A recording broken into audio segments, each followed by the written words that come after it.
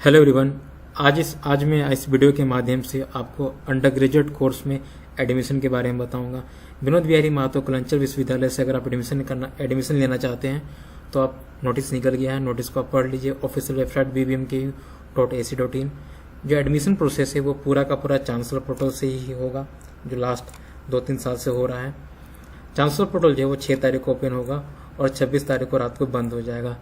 FYUGP के according सिर्फ 2 ही course होगा, रेगुलर और वोकेशनल। रेगुलर कोर्स के लिए अगर आप फॉर्म फिलअप किए हैं, रेगुलर कोर्स जैसे मैथ्स ऑनर्स जो फॉर्म फिलअप करते हैं वो मैथ्स मेजर में आ जाएगा, तो एक तरह से रेगुलर कोर्स हुआ। तो रेगुलर कोर्स के लिए अगर आप फॉर्म फिलअप किए हैं तो उसका जो लिस्ट है वो 4 तारीख को आउट होगा। अगर आप वोकेशनल कोर्स के लिए फॉर्म फिलअप किए हैं जैसे BCA, बायोटेक्नोलॉजी, एनवायरमेंटल साइंस, तो उसका जो लिस्ट है वो 29 तारीख को आउट होगा। हर कॉलेज का अलग अलग शेड्यूल तैयार किया गया है, आप ये नोटिफिकेशन को पढ़ सकते हैं। फॉर्म फिलअप करते वक्त आपको बहुत सारा पॉइंट को ध्यान देना है। पहला पॉइंट ये कि जो एडमिशन प्रोसेस है ये पूरा का पूरा ऑनलाइन है। आपको चांसलर पोर्टल के थ्रू ही फॉर्म फिलअप करना होगा। आपको ऑफिशियल साइट को देखते रहना होगा। ये इसलिए क्योंकि अगर लिस्ट फॉर्म फिलअप किए, जो लिस्ट आउट होगा ये ऑफिशियल वेबसाइट पर होगा और कॉलेज के वेबसाइट में। तो लिस्ट आउट होने के बाद आपको ध्यान देना है कि आपका नाम आया कि नहीं है। अगर नाम आता है तो SMS भी जाता है, मेल भी जाता है कि आपका नाम आ चुका है। और जो लिस्ट है वो चांसलर पोर्टल के साइट में भी अपलोड होगा। ये जो एडमिशन होगा वो भी पूरा का पूरा CBCS के तहत ही होगा और NEP के तहत होगा। फॉर्म फिलअप करते वक्त जो रेगुलर कोर्स आप सिलेक्ट करेंगे, जो ऑनर्स कोर्स रहता है, उसका फॉर्म फिलअप चार्ज रखा गया 100 रुपीज़। अगर आप वोकेशनल पे फॉर्म फिलअप करना चाहते हैं तो उसका चार्ज रखा गया 250 रुपीज़। अब क्या, पहले आर्ट्स था, कॉमर्स था, साइंस था, अब वो हटा दिया गया है। अब 4 डिसिप्लिन होगा, ह्यूमैनिटीज, फिर सोशल साइंस, नेचुरल साइंस और कॉमर्स। अगर आप इंग्लिश लेना चाहते हैं तो ये ह्यूमैनिटीज के अंदर में आएगा। अगर आप कॉमर्स लेना चाहते हैं तो कॉमर्स के अंदर ही आएगा। अगर आप सोशल साइंस के अंदर होम साइंस लेना चाहते हैं, इकोनॉमिक्स लेना चाहते हैं, ये सोशल साइंस के अंदर में आएगा। अगर आप साइंस का पेपर लेना चाहते हैं तो ये नेचुरल साइंस के अंदर में आएगा। तो फॉर्म फिलअप करते वक्त आपको ऑनर्स नहीं, रेगुलर सेलेक्ट करना है, उसके बाद प्रोसेस करना है। एलिजिबिलिटी क्राइटेरिया बता देते हैं। जो एलिजिबिलिटी क्राइटेरिया है वो मिनिमम मार्क्स रखा गया है।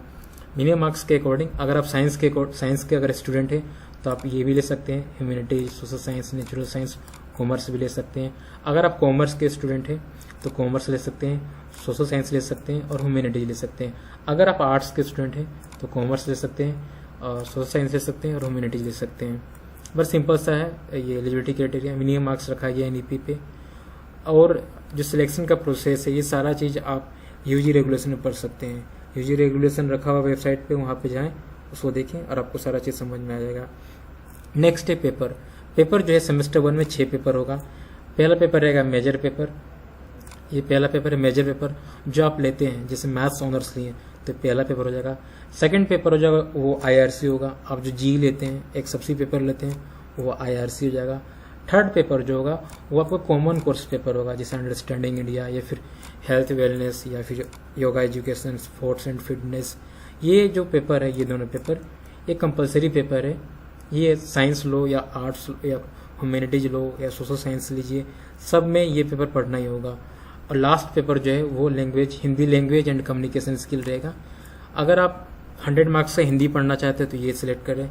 अगर आपको हिंदी नहीं, साथ में TRL भी पढ़ना है, TRL जैसे संस्कृत, खोटा, कुरमाली, ये सब पढ़ना चाहते हैं तो 50 मार्क्स का हिंदी हो जाएगा और 50 मार्क्स का आपका रीजनल लैंग्वेज जैसे उर्दू या संस्कृत हो जाएगा। आप ये सिलेक्ट कर सकते हैं या फिर ये। तो सेमेस्टर 1 में 6 पेपर होगा। जो सिलेक्शन जो क्राइटेरिया होता है वो बहुत ही इंपॉर्टेंट होता है। तो उसमें जब आप फॉर्म फिलअप कर रहे हैं तो कास्ट सही से भरें। अगर आप झारखंड से बिलोंग कर रहे हैं तभी कास्ट भरिए। अगर आप अदर स्टेट के हैं तो कास्ट में जनरल ही भरें। आपका जो बोर्ड नेम है वो करेक्शन अलाउ नहीं है। अगर आप बोर्ड नेम में CBSE भर दिए हैं और कह रहे हैं जे चेंज कर दीजिए, ये पॉसिबल नहीं होता है, क्योंकि सिलेक्शन क्राइटेरिया पे इनसाइडर आउटसाइडर पॉलिसी होता है। तो उसको देखते हुए कास्ट क्राइटेरिया करेक्शन नहीं कर सकते हैं, बोर्ड नेम करेक्शन नहीं कर सकते हैं। और मेजर पेपर है, क्योंकि इसी के बेसिस पे सिलेक्शन लिस्ट बनेगा, तो ये भी करेक्शन नहीं कर सकते हैं। तो कुछ इन्फॉर्मेशन जो है वो करेक्शन नहीं कर सकते हैं। अगर आप फॉर्म फिलअप गलती कर दिए तो दोबारा फॉर्म फिलअप कर लीजिए। फॉर्म फिलअप करते वक्त आपको full name, father name, mother name, ये सब चीज़ सही से भरना है। अगर गलत भर दिए तो कोई नहीं, सर्विस है, एडिट करने का आप वो चेंज कर सकते हैं। चांसलर पोर्टल पे है, चेंज रिक्वेस्ट पे जाएंगे, रिक्वेस्ट करेक्ट करके रिक्वेस्ट भेज देंगे, वो अपडेट हो जाएगा। पर ये सब अपडेट नहीं होगा, इसके लिए आपको फिर से फॉर्म फिलअप करना होगा। सिलेक्शन जो होगा मेरिट बेसिस पे होगा। मेरिट में बहुत सारा टर्म कंडीशन देखा जाता है। कास्ट कैटेगरी वो झारखंड का ही होना चाहिए। ईडब्ल्यूएस जो है वो झारखंड का भी होना चाहिए, या फिर अगर कहीं बाहर का है तो वो भी एलिजिबल होता है। एनसीसी जो आप सर्टिफिकेट यस और क्लेम करेंगे वो आपके पास वैलिड सर्टिफिकेट होना चाहिए, क्योंकि एनसीसी का वेटेज मिलता है। अगर आप पीडब्ल्यूडी कोटा से हैं, जैसे हैंडीकैप कोटा, उसका अलग से एक्स्ट्रा सीट रहता है। अगर आपका नाम लिस्ट पे नहीं आया है तो आप अप्लीकेशन देके कॉलेज के थ्रू डायरेक्ट एडमिशन ले सकते हैं। अगर सीडब्ल्यू कोटा पे हैं, उसका भी पीडब्ल्यूडी कोटा के जैसा ही ट्रीट किया जाता है। अगर आप वार्ड केस पे आते हैं, टीचिंग और नॉन टीचिंग वार्ड पे, तो आपका 14% वेटेज दिया जाता है और साथ में कुछ फी का रिलैक्सेशन दिया जाता है। ध्यान ये रखना है कि एक साथ दो आपको वेटेज क्लेम नहीं कर सकते हैं। ये नहीं कि हम एनसीसी भी क्लेम कर दिए हैं और वार्ड भी कर दिए। आप कह रहे हैं कि हमको एनसीसी का 3 दीजिए और वार्ड का 14 दीजिए, 17 दीजिए, ऐसा कभी नहीं होता है। जो मैक्सिमम होगा वही आपको वेटेज मिलेगा।